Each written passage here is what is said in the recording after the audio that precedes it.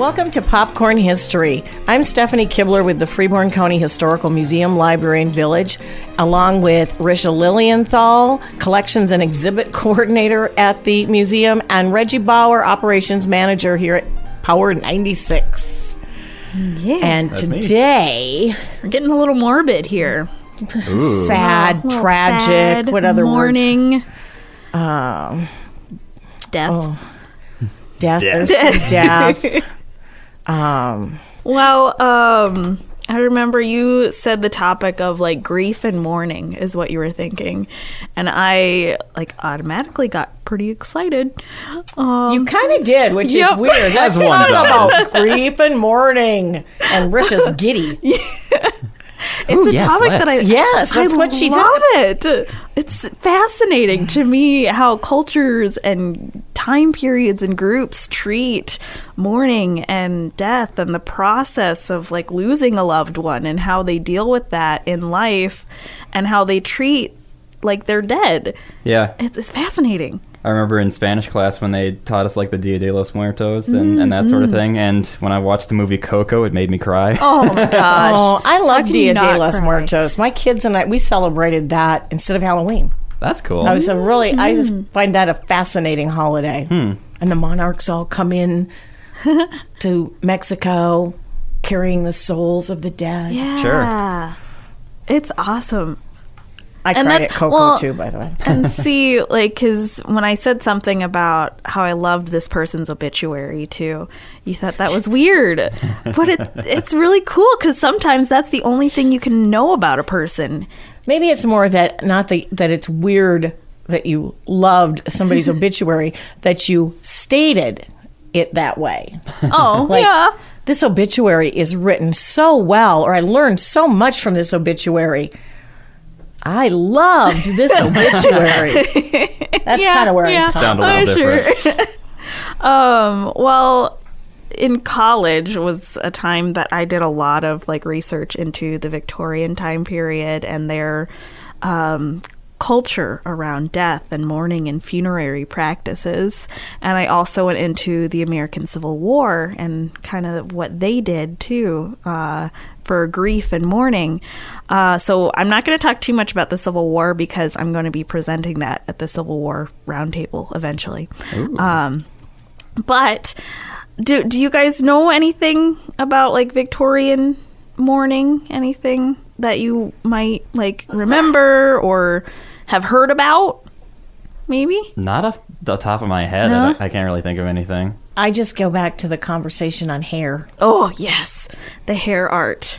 The what now? Hair art. Oh my gosh. It's bizarre. Ooh, it's fantastic. It is fantastic, Yeah. but it is bizarre. Yes, it is very bizarre. So, what they would do in this mourning really kind of took on a new life during the Victorian time period, and it really expanded due to a lot of things. One of the things was the emergence of the middle class and being able to have that disposable income, and trying to be a little bit more like the nobility with their fashion and what they could get for themselves, and a lot of commercialization happened during that time. So they could maybe have a little bit more of some sort of display for their loved one rather than just whatever, I don't know, they'd like chuck them in a, Right. in a ravine somewhere. Yeah. I've all of a sudden got the Lord song stuck in my head.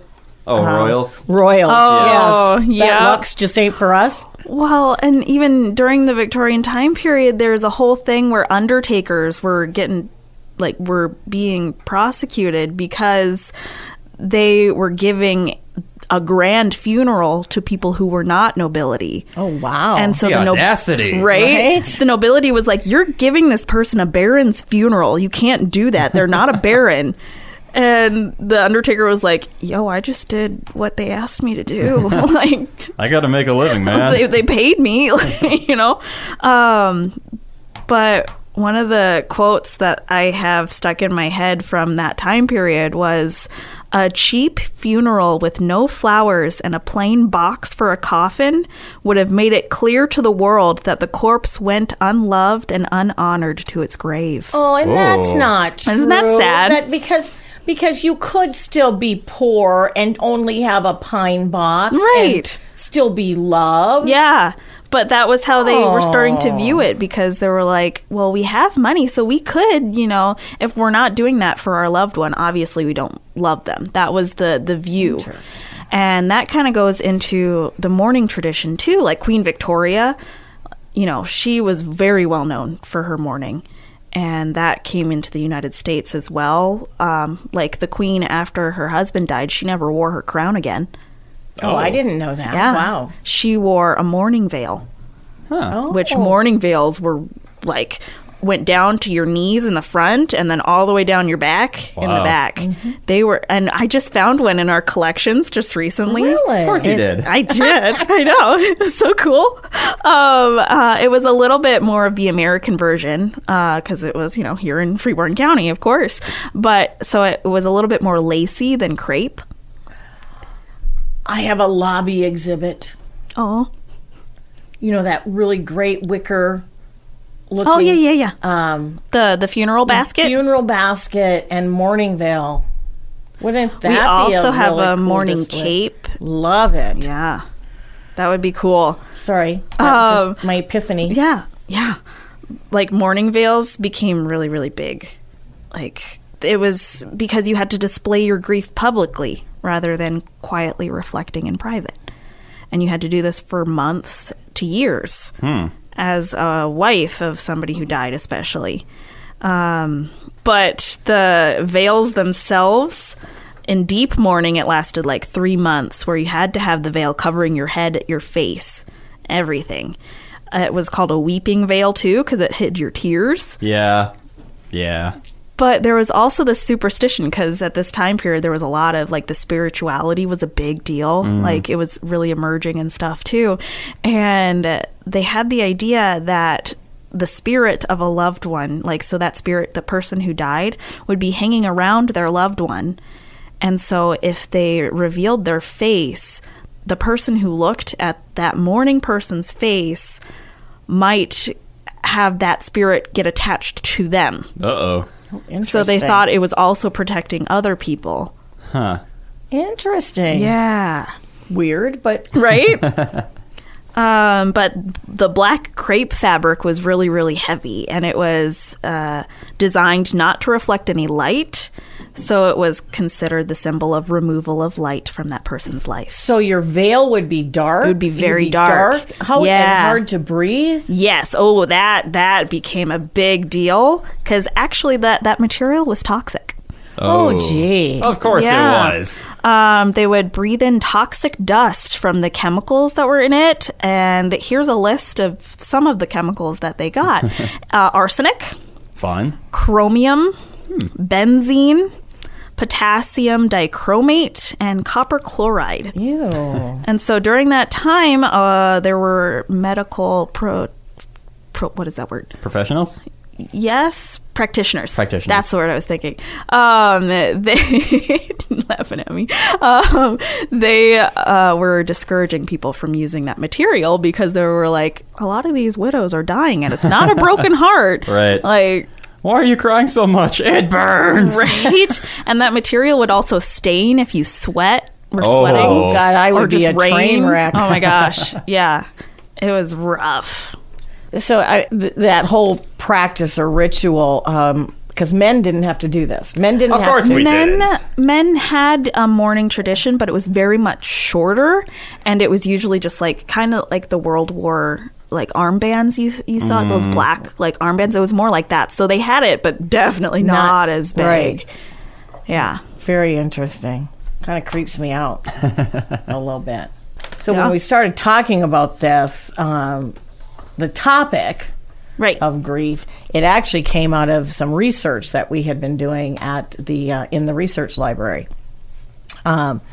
We have an incredibly great library. Yeah. And probably, I may be speaking out of turn here, but probably one of the better ones in the state for county historical museums. Especially paired with our librarian. I was going to say, there. and we've got Linda the librarian, who we need a theme song for Linda the librarian. who knows so much and can easily find anything and everything and does such a great job. So we get a lot of local people that research, but also from across the U.S. and some from other countries contact us. Wow. Other historical societies have had us do research. Yep. When I say us, I mean Linda the librarian. Companies utilize the library and research that we can do to locate information on if they've purchased a historic building or what photographs of where their building is located. And then primarily, though, our researchers are looking at family history. Mm-hmm. And that can be anything from a long-lost relative to trying to find a birth parent. You name it. I think we've probably done it. So we were contacted recently by a family member and discovered very quickly, like most of the time our stories that we research kind of have happy endings. Yeah. We can provide some sliver of neat hope. little tidbits on people's jobs or family life.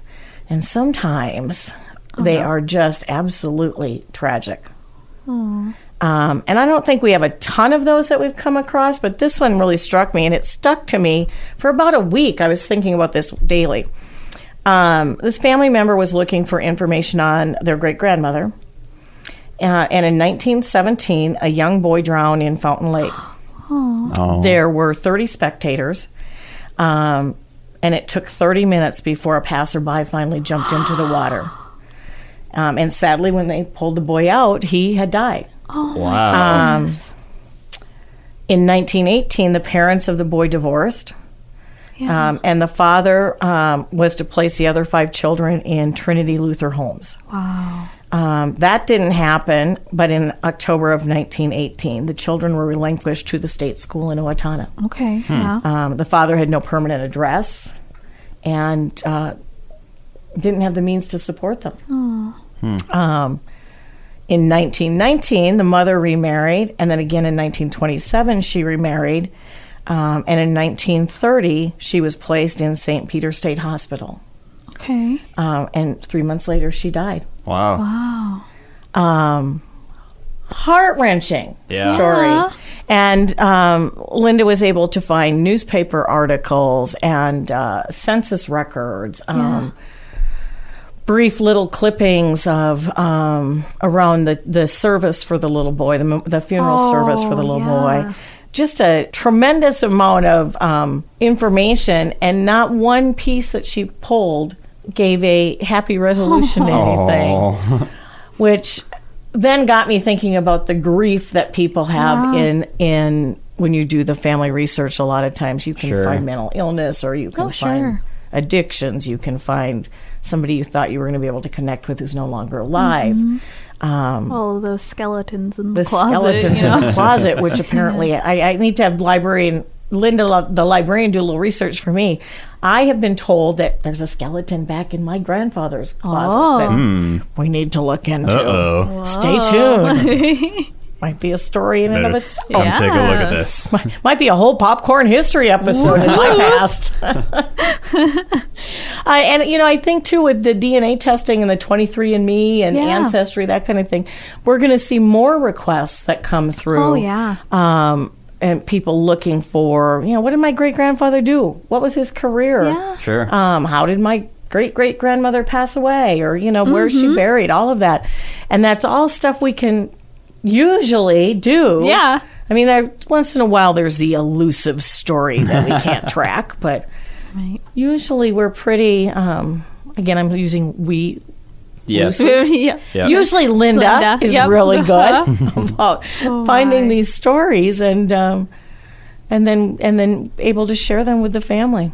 Yeah. So I guess that was the gist of my whole reasoning for wanting to do this was this one family story, and how sad it was. I mean, drowning, the state school, 3 marriages, dying in a state hospital. Well, and that's something too. We get people coming in who have gone to cemeteries and say these 5 or like, I think there's a group of 4 to 6 children who all have the same death date on there. And so people come in and say, now what happened on that day? Right. And I think that one was an influenza breakout. I think you're right. I think you're right. But yeah, so that's another question that Linda is able to answer a lot of the Right. time. She'll go, oh yeah, that happened on this day. And Well, and you know, have that anytime you're record. in a cemetery and you see the grave of a child, it Yeah, makes they're you like, question, oh right? boy. oh my Yeah, goodness. and so she's and our library is able to do that. Our librarian is able to use those resources that we've got, and usually give some happy endings, but once in a while, some really tragic, right. Yeah. sad tales. Well, and that's something, too, I get really interested when people come in bringing their records to add to our collection, too, is that sometimes they'll tell us, oh, yeah, I had this long-lost aunt who, like, they passed really tragically. Like, that actually happened in 2020. Somebody came in with a record, and they had a drawing, kind of charcoal drawing, of a great aunt of theirs named Anna Deardle. She was born in 1870 and died in 1891. Uh-oh. So she was 21. And the story goes that she came inside from a hot day, just really close to where East Freeborn Church was. And she drank an ice cold glass of water and then fell to the floor and was gone. What in the heck? Goodness. Yeah, at 21 years old. And they don't know why? They don't know why. They Wow. most of, like, the whole family said it was the water. Like, just that shock of the water killed her. Wow. I would think that would be unusual, Right? wouldn't it? Yeah. Is there something in the I water? don't know. Like- Like, I don't know. Maybe she had, like, an aneurysm. Is that Or something? a heart Like, condition heart or something. Yeah, that's... Yeah.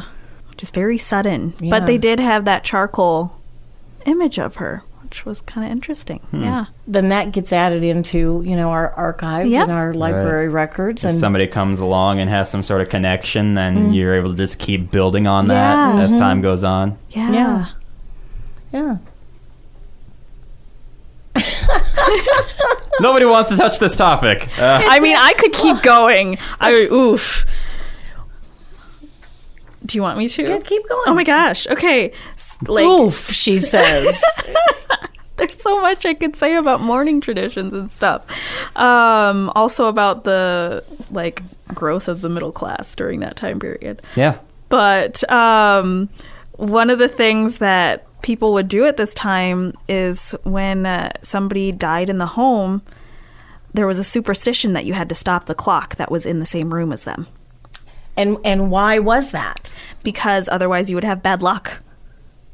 And I need more. I know. Like, And why did they think you would have bad luck? I mean, Just because. that's why, right? like, maybe it was a thing where the spirit would be upset if they came back and didn't know what time they died or something like that. Like, they needed to have that connection to, yes, you died at this point. So corpses were also carried out of the home feet first. Well, they used to keep the corpse in the home for a period of time. Well, no, didn't they would take it out and have it, like, go to the The they wouldn't embalmer? they wouldn't embalm yet, but they would have them like do the autopsy kind of thing. Oh, like the examiner. You know, examining, making sure that they really were dead. And then they brought the body back in? if they were, for like the wake or viewing, they would bring Interesting. them back in their coffin or casket. But they would go out feet first, because if they went out head first, they believed that the corpse, the person who died, their spirit could look back and then beckon the living to come with them and die. Little Pied Piper of Right. death. Come on in, the water's fine. So in mourning, too, there's a fascinating museum in Texas that's all about funeral practices throughout the years. Interesting. And one of the things that they have is a whole room decked out in that tradition of mourning in your own home. And they would cover any painting of that person in a black cloth. And mirrors would be covered by a black cloth as well, because that's like a portal to the spirit world, kind of. Well, and there are still some religions that follow that. Yeah. That still. Yeah. What Jewish religion? What do they call it? Sitting Shiva. That's one. Yeah, that's I one of believe the is sects death. of Judaism. Oh, They sit. I don't know. There's a term for it. I can't think of what it is now, but where they family sits and but the mirrors are covered. And, Yep. Yeah. Yep. So there's still some religions that follow that. Continue that through. In Yeah. Judaism, it says Shiva, I think, Yep, that's what you said. which translates literally to 7, is the week-long mourning period in Yeah. Judaism for see, first-degree Shiva. relatives. The ritual Oh, is referred first to degree. as sitting Shiva in English. And it lasts for 7 days following the burial. Yeah. So. There are some really good movies about a family sitting Shiva for 7 days. Really? Because family dynamics can be a little, Oh, sure, a little tight, yeah, little rough there. rough. We put these exact opposites into the same room for a week. Yep. Yikes. With a mirror, too, if a mirror fell and broke by itself, it meant that somebody was about to die Oh, in that household. because the murderer knocked it over. No. Yeah. Ooh, So ooh, much for 7 years bad luck. right? No, you're just going to die. It's a lifetime. There's a lot, guys. Well, and this a is lot. something too. In all honesty, if people are interested, aren't you going to be doing a presentation at the museum at some Yes. point on this? Yes. And that'll be a Thursday evening, just so we're clear. Oh, okay. Because we are open on the third Thursday of the month until 8 p.m. We should get that on the calendar Yeah. because that would be an interesting, could be kind of a fun, not a fun, Fascinating. fascinating evening. Fascinating, Captain. Yes. Yeah. So we should get that on the calendar and get that out because that really would be a fascinating presentation Yeah, for people it's to really listen interesting. All right. Think we're all said and done here? to. I think we are all All said and right, done here. Dig into the popcorn then. Yeah.